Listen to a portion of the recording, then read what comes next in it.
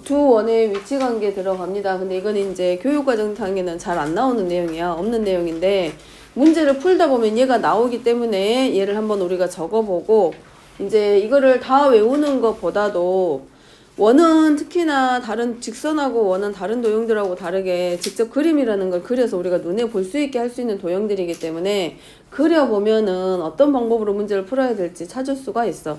그러니까 완벽하게 외우면 좋겠지만 그게 힘들면 우리가 그림 그려서 이해하는 쪽으로 먼저 가고 그 다음에 문제에 적용시켜 봅니다. 자, 두 원의 위치 관계니까 똑같아. 직선하고 원의 위치 관계나 직선과 직선이나 평면과 직선이나 똑같이 만날 때와 만나지 않을 때로 나눠집니다. 그러니까 여기도 두 원의 위치 관계면 만날 때하고 안 만날 때야.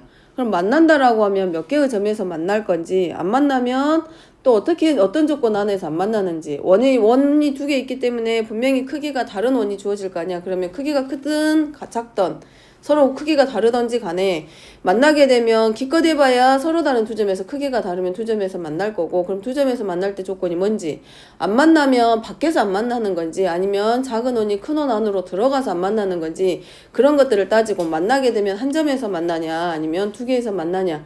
그럼 얘네들이 만날 때 지나가는 직선들이 분명히 있을 건데, 얘네들을 동시에 지나가는 직선을 우리가 공통 접선이라고 할 건데, 이 접선의 길이는 또 어떻게 구할 거냐, 이런 것들을 확인하는 시간입니다. 그래서 내용이 많지는 않아. 딱 한 페이지만 하니까 30분 정도면 될 것 같고, 시간 길으니까 이제 얼른 해봅니다.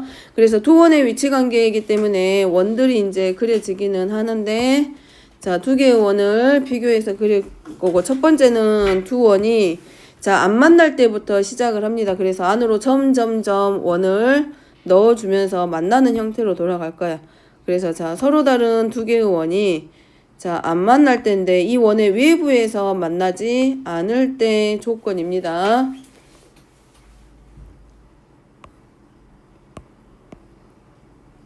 자, 외부에서 만나지 않을 때 조건.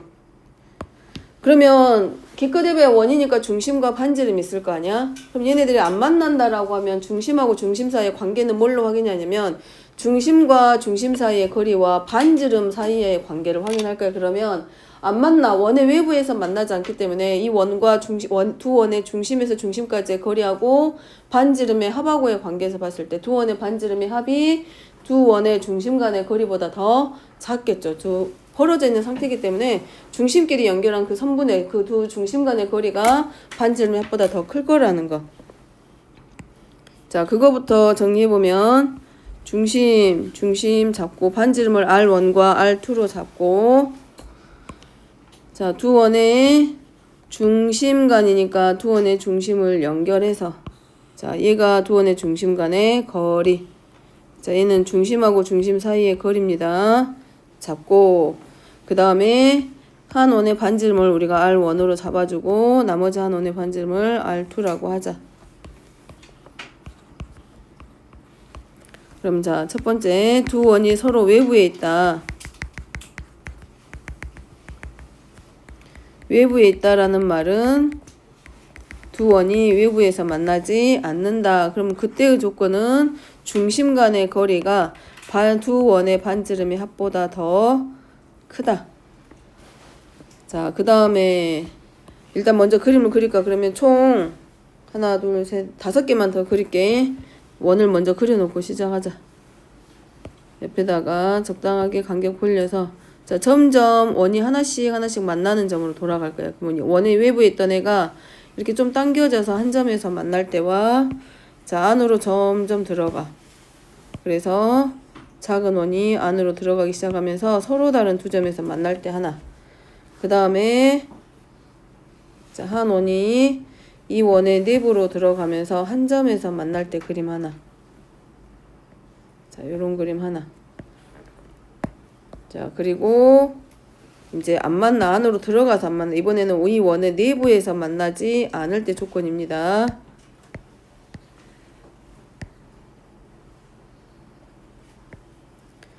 자, 다음에는 만나지는 않는데 이번에는 중심이 서로 같아졌어. 이런 원을 동심원이라고 하는데, 자, 이번에는 중심이 일치하면서 만나지 않을 때야.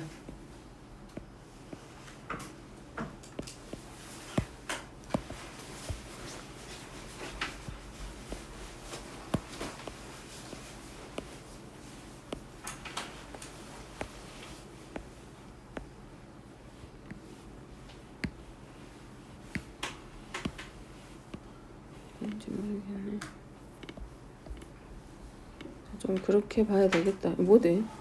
뭐야? 자, 이렇게. 자, 외부에 있을 때 이제 접선이랑 같이 갖고 들어갈까? 아니, 일단 원하고 원과 원의 위치 관계부터 확인합니다. 자, 이렇게 됐을 때 두 번째 그림입니다. 이제 두 번째는 중심하고 중심을 연결하는 거는 똑같이. 자, 이번에는 두 원이 외부에 있는 한 점에서 만나기 때문에 이럴 때는 서로 외접한다 라고 하고, 자, 두 원이 서로 외접한다. 그러면 두 원의 중심 간의 거리는 두 원의 반지름의 합과 서로 같다.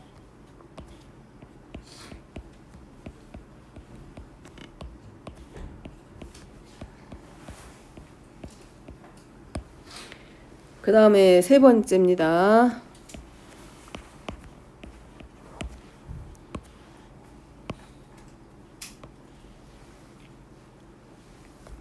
자, 얘는 서로 다른 두 점에서 만나고 있기 때문에 얘네들의 관계가 서로 다른 두 점에서 만날 때의 관계가 삼각형을 이용해서 설명을 할 건데,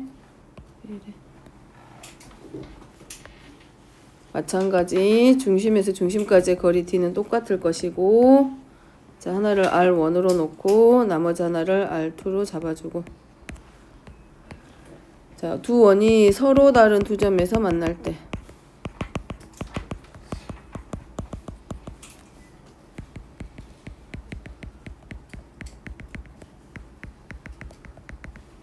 그럼 얘네들의 위치 관계는 뭘 이용해서 할 거냐면 삼각형의 조건, 삼각형이 대교한 조건으로 들어가서 두 원의 반지름의 차의 절대값보다는 이 중심 간의 거리가 더 크고, 그 다음에 두 원의 반지름의 합보다는 더 작다.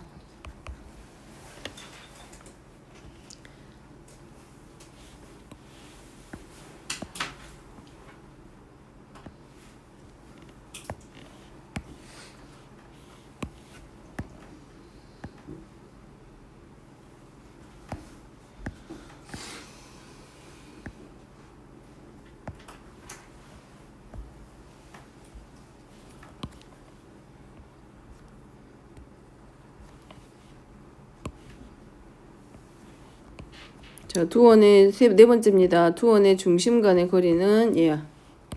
그리고 자, 반지름 R1. 그 다음에 요 길이가 R2에 해당하는 길이. 그리고 얘가 중심 간의 거리 D. 그래서 두 원이 내접하는 경우에 이제 안으로 들어가기 시작을 했기 때문에, 자, 이럴 때 원의 내부에서 한 점에서 만나는 경우를 내접한다라고 하고, 이 중심 간의 거리는 두 원의 반지름의 차의 절대값과 서로 같습니다. 자, 그 다음에 이번에는 안으로 점점 들어오기 시작이 이제 아예 외부에서 만나지 않을 때 조건입니다.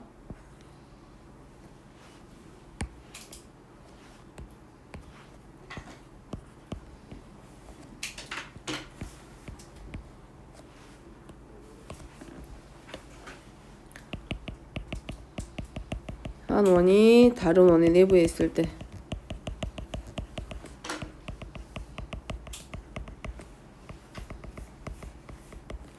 자, 그러면 여기서는 이 원의 중심에서 중심까지의 거리는 당연히 0보다 크지만 두 원의 반지름의 차이의 절대값보다는 더 작다. 자, 작은 이유는 누구 때문에 그러냐면 여기서부터 여기까지가 이제 중심 간의 거리인데, 중심에서 중심까지의 거리인데, 두 원의 반지름의 차의 절대값 안에는 두 원의 반지름 간의 차 안에는 누가 더 들어가냐면 요만큼에 해당하는 길이가 더 들어가기 때문에 차의 절대값이 더 커지게 돼. 그 다음에 이거는 그림이 좀 삐뚤어져 가지고 그러긴 한데 얘는 동심원입니다. 다시 말하면 원의 중심이 서로 일치하고 있는 그림의 형태가 되도록 만들어주면 돼. 자, 여기는 원의 중심이 서로 일치해. 그러면 O1과 O2가 서로 같아졌을 때 이런 원을 동심원이라고 하고, 이때 이 중심 간의 거리는 그냥 얼마일 뿐이야? 0이야. 중심 간의 거리는.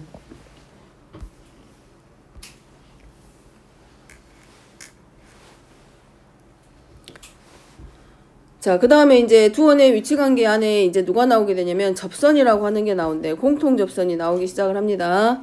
자, 두 원이 서로 외부에 있어. 서로 외부에 있으면서 만나지 않을 때는 자, 접선이 4개가 만들어지는데 자, 같은 방향 쪽에서 지나는 접선을 공통 외접선이다라고 해요. 그래서 외접선과 내접선으로 나눠질 건데 같은 방향 쪽에서 지나는 접선을 외접선. 그 다음에 반대 방향에서 서로 엇갈려서 지나가는 접선이 있어. 이런 애들은 내접선이다라고 합니다. 그래서 서로 다른 자 외부에서 이렇게 만나지 않는 경우는 그래서 접선이 총 몇 개가 나오냐면 4개. 그래서 자 얘네들 그 다음에 마찬가지 이제 한 점에서 만난다. 그럼 얘네들은 공통 접선이 내접선은 하나만 나오게 돼. 그리고 외접선이 이제 몇 개가 되냐면 2개. 자 같은 방향 쪽에서 지나가는 외접선이 2개. 자, 서로 다른 두 점에서 만나는 경우는 내접선은 존재하지 않고 누구만 존재하냐면 외접선만 몇 개 나오냐면 2개가 존재해.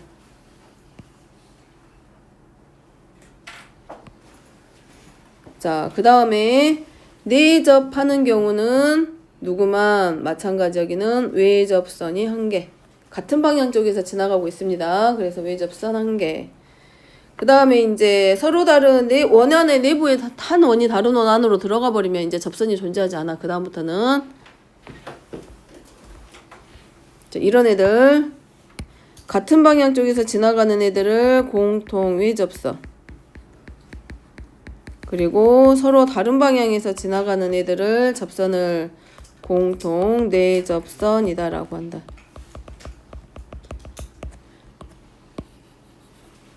교과서에 나오거나 그러는 내용은 아니야.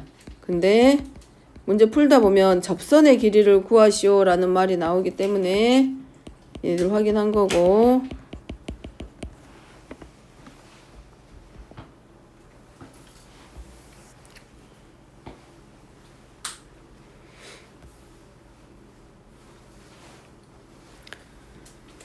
자, 그 다음에 2번입니다. 우리가 지난 시간에 직선의 방정식 할 때 뭘 했었냐면 두 직선의 교점을 지나는 직선의 방정식을 했고, 이번에는 두 원의 교점을 지나는 원의 방정식을 할 건데, 교점을 지난다라는 말은 결국은 2개의 원의 방정식을 적당히 연립을 하는 거야. 얘네들이 2차 곡선이기 때문에 2차 어떻게 보면 미지수가 2개로 되어 있는 2차 방정식의 형태입니다. 그럼 교점을 찾기 위해서 둘이 뭐 하겠어요? 연립해서 1차 방정식의 형태를 만든 다음에 걔를 나머지 하나의 2차 방정식에 대입을 하는 거지. 그렇게 해가지고 거기서 공통인 x하고 y를 찾아. 그러면 그 점들과 교점이 2개 나올 거 아니야. 서로 다른 두 점에서 만난다라고 하거나 그러면 그럼 교점 찾고 나머지 한 점을 지나는 원의 방정식을 찾을 건데 그 과정들이 되게 복잡해.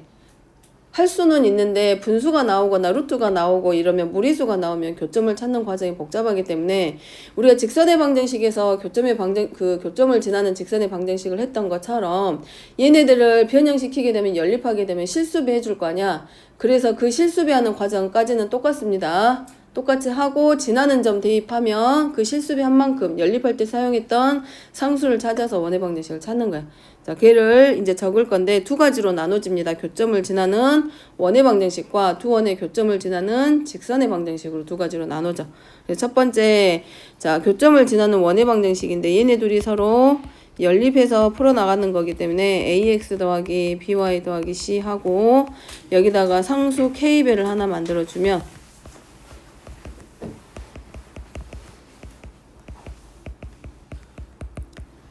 자, 대신에 여기서는 누가 반드시 아니어야 된다. k가 마이너스 1이 아닌 임의의 실수여야 된다. 그래야 뭐가 만들어져? x제곱하고 y제곱 항에 같은 동일한 계수를 가지는 2차 방정식의 2차 곡선의 형태가 만들어지기 때문에 k가 마이너스 1이 되면 안 돼. 그럼 k가 마이너스 1일 때는 언제냐? 저기가 2차 항의 계수가 다 소거가 돼버리니까 누구만 남게 되냐면 1차만 남게 돼. 그러면 결국은 교점을 지나는 뭐가 되냐면 직선의 방정식의 형태가 돼버리고 두 원의 교점을 지나는 직선이란 얘기는 결국 뭘 말하게 돼? 두 원 위에 있는 각각의 원 위에 있는 두 점을 지나게 되기 때문에 공통현이 만들어지면서 k가 마이너스 1이 되면 3번에 나오는 공통현의 방정식으로 바뀌게 돼. 자, 정리해보면, 자, 3번 같은 경우는 공통현의 방정식입니다. 그러면 공통현이라고 했기 때문에 두 원이 결국은 어디서 만나냐면 서로 다른 두 점에서 만난다라는 얘기야. 그러면 두 원의 공통인 점을 지나고 있기 때문에 얘네들을 연결한 공통현의 방정식이 나오는데, 문제는 공통현의 방정식을 물어보기보다도 이 공통현의 길이를 물어보는 경우가 더 많아지게 돼. 그럼 그걸 할 때 우리가 이제 뭘 생각하냐면 원과 현의 관계를 생각하죠. 현의 성질. 이 원의 중심에서 어디까지, 이 현까지 이르는 거리하고 원의 반지름을 이용하면 피타고라스 정리 이용할 거고, 그러면 공통현인데 현이라고 하는 거는 원의 중심에서 수선을 내리면 그 현을 수직 이등분한다라고 했기 때문에 피타고라스 정리에서 현의 2분의 1 되는 길이 찾은 다음에 거기다 2배 해주는 거야.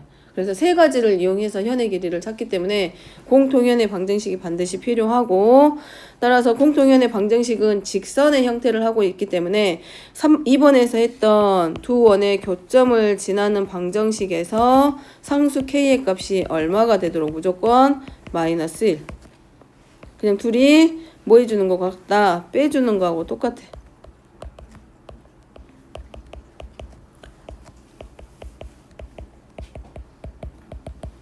그러면 이 두 원의 얘네들끼리 서로 빼면 그냥 뭐가 만들어진다? 두 원의 교점을 지나는 현의 방정식. 그래서 그냥 두 원을 빼면 공통현의 방정식을 구할 수 있습니다.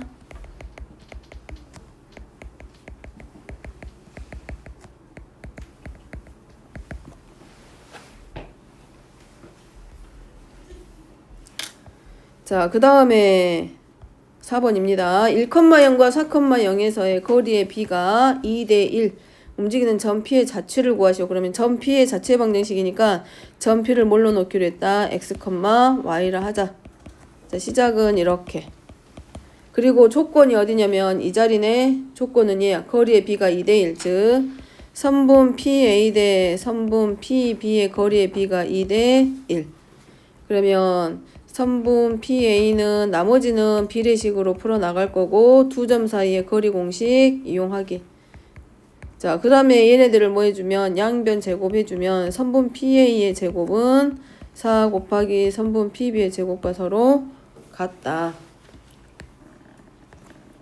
자, 정리시키면 이제 x-1의 제곱 플러스 y의 제곱은 4 곱하기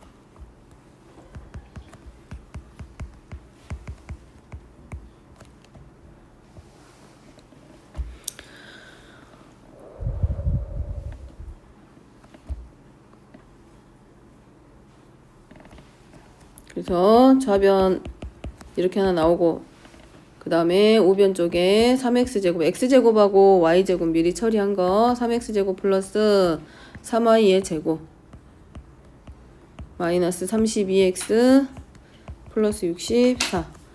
자, 마지막에 정리한 게 x제곱 플러스 y의 제곱 마이너스 10x 플러스 21은 0. 원래는 이렇게 가겠지. 3x제곱 더하기 3y의 제곱 마이너스 30x 플러스 빼니까 63은 0. 근데 얘가 2차 곡선의 2차 방정식의 형태를 하고 있다라는 건 2차 곡선의 형태를 하고 있는 도형이라는 걸 알고 있고, 이제 얘네들이 x제곱항과 y제곱항의 계수가 서로 같고 xy형도 없고, 그럼 얘가 원의 형태를 할 거라는 걸 알기 때문에 x제곱과 y제곱항의 계수로 양변을 나눠준 꼴입니다. 따라서 얘를 원의 방정식으로 갈 거면 x제곱 마이너스 10x 하나랑 y제곱은 마이너스 21에서 완전제곱식 표준형의 형태로 바꿀 거기 때문에 바꾸고 나면 x-y제곱 플러스 y의 제곱은 결국 얼마가 되고 2의 제곱. 그러면 이 원은, 이 점 P는 어떤 도형입니까? 라고 물어본 거기 때문에 결국은 x-5의 제곱 플러스 y의 제곱은 2의 제곱해서 뭐라고 말하면 된다? 중심이 5,0이고 반지름을 2로 하는 원. 이렇게 나타내주면 이 점 P가 나타내는 저 거리의 B를 2대1로 하는 점 P의 좌치가 정해집니다.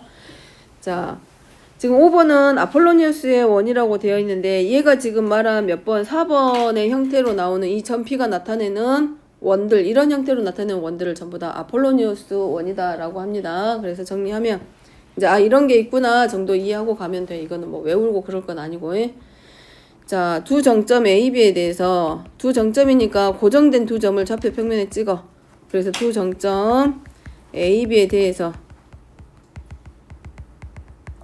자, 선분 PA 대 선분 PB가 일정한 거리에 비해 M 대 N으로 정해지면 거리에 비기 때문에 M과 N은 0보다 크고 서로 다른 수입니다.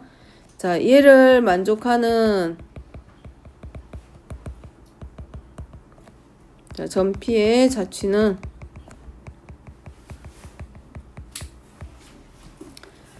선분 A, B를 M 대 N으로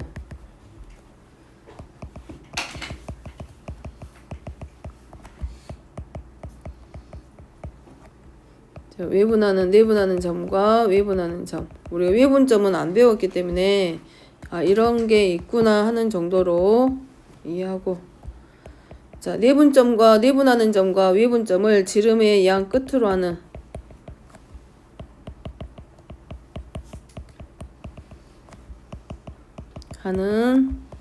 원. 자, 이런 원을 뭐라고 한다? 아폴로니우스의 원이다 라고 정해.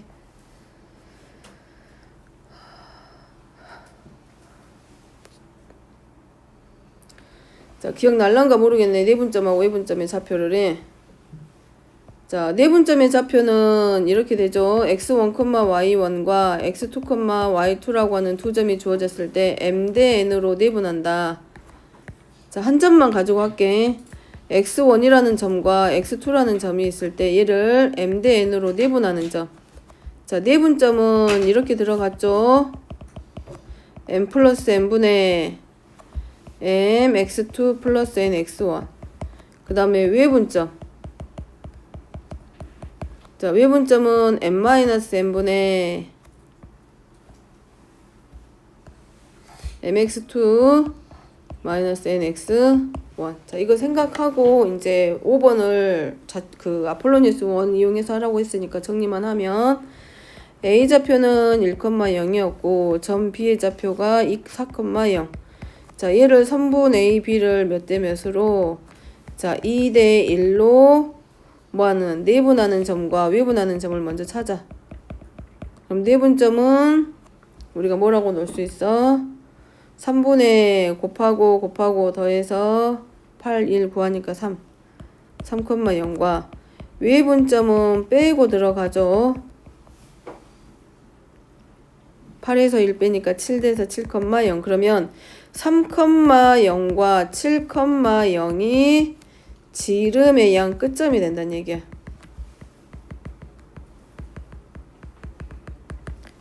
그러면 얘를 가지고 할 거기 때문에 중심 좌표부터 먼저 찾습니다.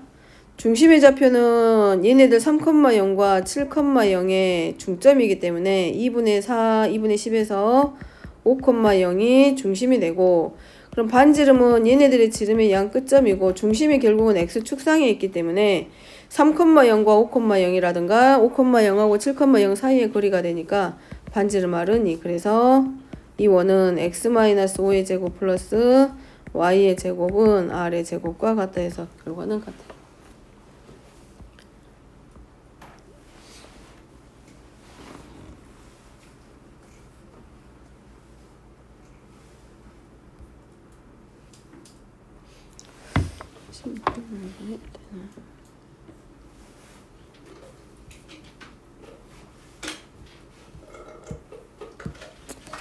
자, 개념 설명은 여기까지.